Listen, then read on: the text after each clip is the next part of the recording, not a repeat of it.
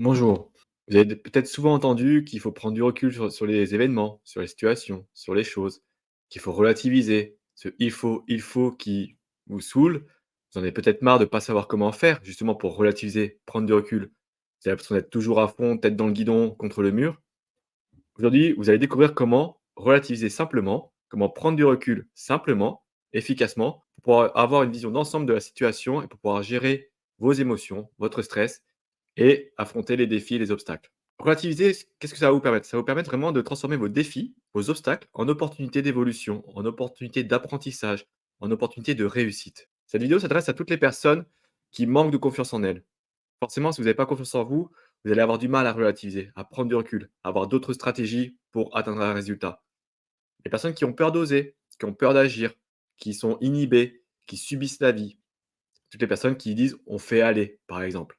Toutes les personnes qui préfèrent attendre plutôt qu'agir, les mêmes. Ce sont les mêmes personnes qui disent je réfléchis, j'attends de savoir toutes les informations avant d'agir. Les personnes qui sont plus réactives que proactives. Et toutes ces personnes également qui sont dans l'angoisse d'agir, l'angoisse de changer quelque chose, l'angoisse de changer une situation. Mais toutes ces personnes, si elles ne changent rien, qu'est-ce qui va leur arriver? Vous allez peut-être tomber dans des phases de dépression, de burn-out, dans des crises d'angoisse de plus en plus répétitives, de plus en plus fortes, de plus en plus prononcées. Une perte de confiance encore plus forte en vous, une mauvaise estime de vous-même et ça va être un cercle vicieux. Donc vous allez finir par être de plus en plus triste, de façon maladive, vous isoler, avoir de moins en moins d'amis pour vous soutenir, parce que votre caractère sera de plus en plus exécrable peut-être. Également, vous allez sombrer dans le doute, l'anxiété et cetera, si vous ne changez rien. Donc c'est pour ça que cette vidéo peut être utile pour vous aider à relativiser, prendre du recul sur chaque moment de votre situation, chaque obstacle que vous pouvez rencontrer. Et nous allons voir 3 points simples pour réussir à relativiser. Tout d'abord, l'art de relativiser. Qu'est-ce que ça veut dire? Il faut prendre conscience que chaque situation dépend de votre perception. C'est votre perception qui détermine ce que vous ressentez par rapport à une situation. Une autre personne va peut-être avoir une autre perception. Donc si cette personne vous dit de prendre du recul ou de pas considérer comme quelque chose de grave, c'est sa perception à elle. Il ne faut pas prendre ça comme une offense. Donc il s'agit vraiment pour vous de travailler votre perception de la situation, peut-être de la changer pour qu'une situation qui est catastrophique pour vous devienne acceptable, passable, même positive. Ce que j'appelle la relativité temporelle de la montagne. Qu'est-ce que ça signifie? Quelque chose représente justement une montagne pour vous, un obstacle immense, énorme, insurmontable. Demandez-vous si dans un mois, 6 mois, un an, cette montagne aura autant d'importance. Cet obstacle aura toujours autant d'importance pour vous, sera toujours gênant. Et là, vous allez voir finalement que vos situations vont finir par dégonfler. Elles vont diminuer, elles vont prendre moins d'importance. Pourquoi? Parce que quand vous êtes tête dans le guidon contre le mur, vous avez l'impression que le mur est immense. Et en fait, diluer, le revoir sur une échelle temporelle, ça va vous permettre peut-être de vous dire que c'est juste un petit obstacle qui est insignifiant sur l'échelle de votre vie. Et c'est ça qui va vous permettre de relativiser un petit peu. Deuxième point pour réussir à relativiser, demandez-vous si quelque chose est vrai et ensuite absolument vrai. Donc le absolument a toute son importance ici. Pourquoi? Si quelque chose est vrai pour vous, pareil, on en revient sur votre perception. Et demandez-vous après si c'est absolument vrai. Donc là, il va falloir faire une gymnastique d'esprit pour vous demander si, en dehors de votre propre perception, la chose est vraie. Vous êtes nul en maths, par exemple. Si vous êtes nul en maths, peut-être que c'est vrai. Parce que vos notes à l'école n'étaient pas excellentes, parce que vous avez toujours eu des difficultés avec les chiffres. Mais est-ce que vous êtes nul vraiment en maths de façon absolue? Est-ce que vous ne savez pas compter? Pas du tout. Est-ce que vous ne savez pas reconnaître les chiffres? Et là, vous allez voir que finalement, vous allez apprendre à relativiser. Ce nul va devenir vous avez quelques difficultés dans certains domaines de les mathématiques, tout simplement. Ensuite, ce qui va vous permettre de gérer vos émotions, c'est cette capacité à relativiser. Le poids émotionnel qu'on ajoute sur un obstacle, sur cette montagne justement qui est juste devant nous, qui nous empêche d'avancer, le fait de relativiser va faire diminuer la charge émotionnelle. Le fait de se dire que cet obstacle, dans quelques semaines, quelques mois, quelques années, n'aura plus aucune importance, sera même insignifiant et même oublié, le poids émotionnel que vous allez y attacher va diminuer forcément. Et vous allez prendre les choses avec beaucoup plus de recul. Donc, quelques techniques maintenant pour relativiser simplement. La première, c'est la respiration consciente. Qu'est-ce que ça veut dire?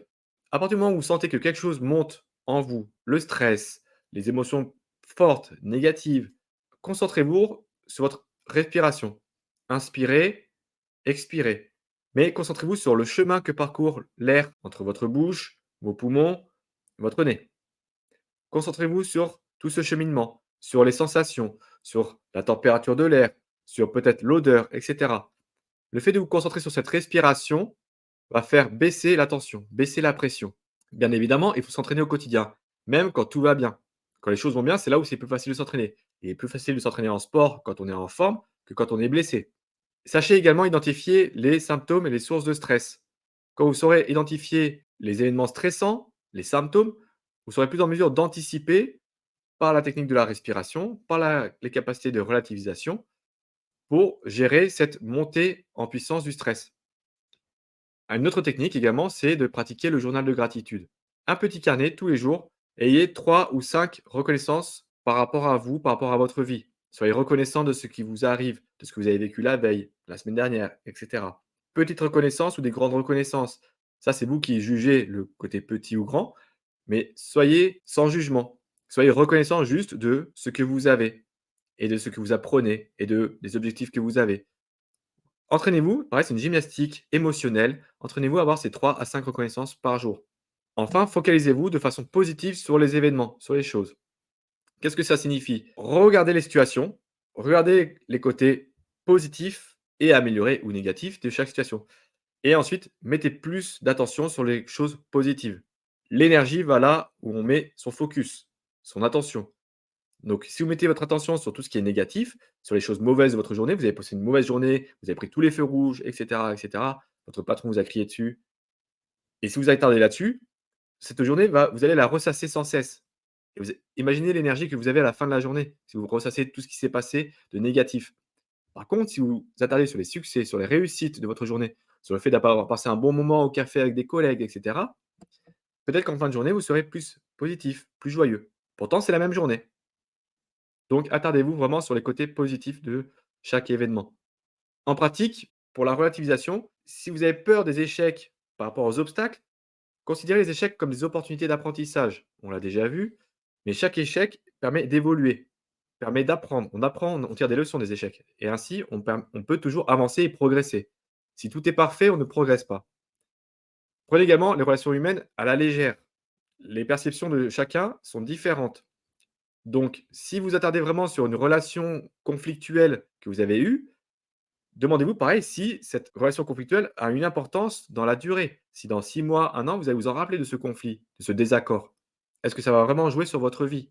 Le fait de relativiser au niveau du temps va vous permettre vraiment de faire baisser la pression et d'éliminer le poids émotionnel que vous mettez sur, pareil, des relations personnelles qui peuvent être conflictuelles.